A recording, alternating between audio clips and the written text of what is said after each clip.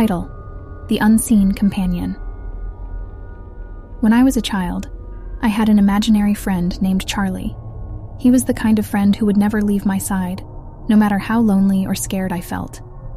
Charlie was always there, offering a comforting presence that made everything seem a little less daunting. As I grew older, most kids outgrew their imaginary friends, but Charlie remained a constant in my life. He became my confidant, my sounding board, and my shoulder to lean on during the darkest of times. But as the years passed, I began to wonder if Charlie was truly just a product of my imagination. There were moments when I caught glimpses of him, shadows in the corner of my eye, a rustle in the leaves that sounded like his laughter. It was as if he were trying to remind me that he was still there, just beyond the veil of reality. I tried to brush off these strange occurrences as mere coincidence, but the unease in the pit of my stomach refused to go away. It was as if Charlie's presence was becoming more tangible, more real. One night, as I lay in bed, I heard a soft whisper in my ear. "Don't be afraid, I'm still here." I sat up, my heart racing. "Charlie, is that you?" There was no reply, but I could feel his comforting presence surrounding me like a warm embrace. It was both reassuring and unsettling, a reminder that I was never truly alone. As I entered adulthood, I tried to put the thought of Charlie behind me. I convinced myself that he was just a figment of my imagination, a childhood friend that I had outgrown. But deep down, I knew that Charlie was different. He wasn't like the other imaginary friends that kids had. He wasn't just a make-believe companion. He was something more, a presence that defied explanation. As I went through the motions of adult life, Charlie faded into the background, but he was never truly gone. There were moments when I felt his presence, a subtle whisper in the wind, a fleeting touch on my shoulder. One evening, as I was sitting alone in my apartment, I heard a soft knocking on the door. I opened it, expecting to see a neighbor or a delivery person, but there was no one there, just an empty hallway and the faint echo of laughter. I brushed it off as my imagination, but the unease in the pit of my stomach grew stronger. It was as if Charlie were trying to reach out to me, to make his presence known in a way that I couldn't ignore. Weeks turned into months, and Charlie's presence became more persistent. I would see shadows moving in the corner of my eye, hear footsteps following me down empty streets, and feel an eerie sensation of being watched. I began to question my sanity. Was I losing my grip on reality, or was Charlie really there? One night, as I was lying in bed, I heard a soft voice in the darkness. "Don't be afraid, I'm here to protect you." I turned on the bedside lamp, but there was no one there, just an empty room and the feeling of being surrounded by an unseen presence. "Charlie, if you're really there, show yourself," I said, my voice trembling. Suddenly the room grew cold, and a figure appeared at the foot of my bed. It was Charlie, but he was different. His once friendly face now twisted into a haunting grin, his eyes gleaming with an otherworldly light. "Hello, old friend," he said, his voice sending chills down my spine. I tried to speak, but the words caught in my throat. It was as if I were trapped in a nightmare, unable to wake up. "You never truly outgrew me, did you?" Charlie said, his grin widening. "I thought you were just my imagination," I managed to say, my heart pounding. Charlie laughed, a hollow, haunting sound that echoed in the room. "Oh, I'm very real, my dear friend, and I've been with you all along, watching, waiting." I felt a surge of fear and anger. "What do you want from me?" "I want to be your companion, your guide through the darkness.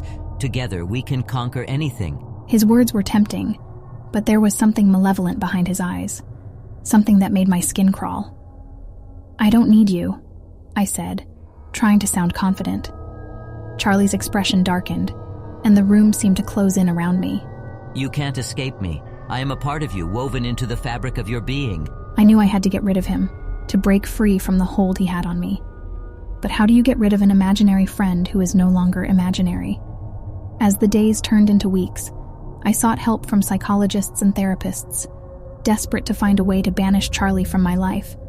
But they all dismissed it as a manifestation of my subconscious, a coping mechanism for dealing with stress and loneliness. But I knew better. Charlie was not a figment of my imagination. He was a malevolent presence that had latched onto my soul, feeding on my fears and insecurities. One night, as I lay in bed, I felt Charlie's presence stronger than ever. He whispered in my ear, his voice like a serpent's hiss. You can't escape me, my friend. I will always be with you. But this time, I was determined to fight back. I closed my eyes and focused all my energy on pushing him away. I don't need you, Charlie. I am strong enough on my own, I said, my voice steady. For a moment, there was silence. Then I felt a surge of energy, a force pushing back against Charlie's presence. You can't defeat me, he said, his voice growing louder. But I refused to back down. I summoned all the courage and strength within me, and with one final push, I felt Charlie's presence fade away. When I opened my eyes, the room was empty. Just an ordinary bedroom with no trace of the haunting figure that had tormented me for so long. As the days turned into months, I felt a newfound sense of freedom. Charlie was finally gone, and I was no longer haunted by his presence. But I knew that the scars of his malevolence would never truly fade. He had left a mark on my soul, a reminder that the line between reality and imagination is often blurred. Don't forget to subscribe and turn on post notifications. Title: The Whispering Shadows. From the moment my little sister, Emma, introduced me to her new imaginary friend, I knew something was not right. His name was Mr. Shadow, and he had a haunting presence that sent shivers down my spine. I tried to brush it off as a typical childhood phase, but as the days went by, I couldn't shake the feeling that Mr. Shadow was more than just a figment of Emma's imagination. It all began one evening when I was reading a book in my room. Emma barged in, her eyes wide with excitement. "Look, Emily, this is Mr. Shadow," she said, holding up an invisible hand. I smiled, playing along. "Hello, Mr. Shadow. Nice to meet you." Emma's face lit up, as if I had introduced her to a real person. From that day on, Mr. Shadow became a constant presence in our lives. Emma would talk to him for hours, and sometimes I would catch her whispering secrets to the empty air. At first, I thought it was cute, an innocent friendship that kept Emma entertained. But as the weeks passed, I noticed a change in her behavior.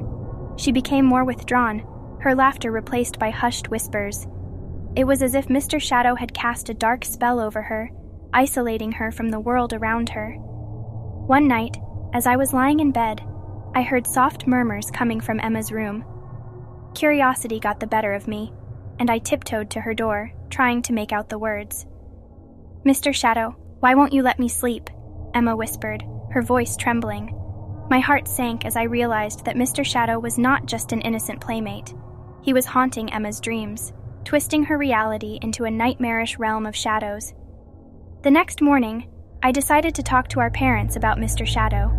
They assured me that it was just a phase, and that imaginary friends were a normal part of a child's development.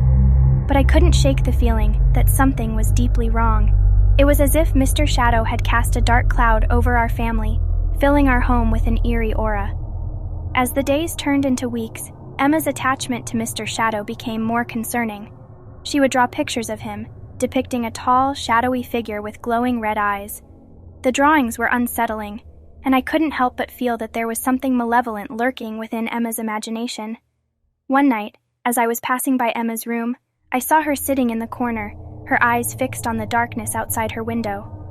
"Emma, what are you doing?" I asked, trying to sound casual.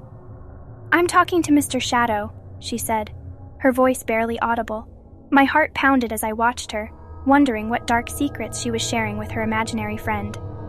I felt a growing sense of dread, as if I were witnessing the unfolding of a sinister tale. The next day, I decided to do some research on imaginary friends. I found countless articles and books on the subject, each one assuring me that it was a normal part of childhood development. But deep down, I knew that Mr. Shadow was not just an ordinary imaginary friend. One evening, as I was sitting with Emma in her room, I decided to confront Mr. Shadow directly. I had to know what he wanted from my sister, what dark secrets he had whispered into her innocent ears. "Mr. Shadow, I know you're here," I said, my voice steady. "You need to leave Emma alone." There was a strange stillness in the air, as if the room held its breath. Then, a soft, eerie voice filled the room. "I won't leave. Emma is mine," Mr. Shadow said. His words sent chills down my spine, and I felt a surge of anger and protectiveness towards my sister. "No, she's not yours. She's a child, and she deserves to be happy and safe," I said, my voice trembling. Mr. Shadow laughed, a haunting, sinister laugh that echoed in the room. "She's already mine. I've been with her since the beginning." My heart pounded as I realized the gravity of the situation. Mr. Shadow wasn't just an imaginary friend. He was a malevolent presence that had latched onto my sister's innocent soul. Determined to protect Emma, I sought help from anyone who would listen. I reached out to teachers, friends, and even our family priest, but no one seemed to take me seriously.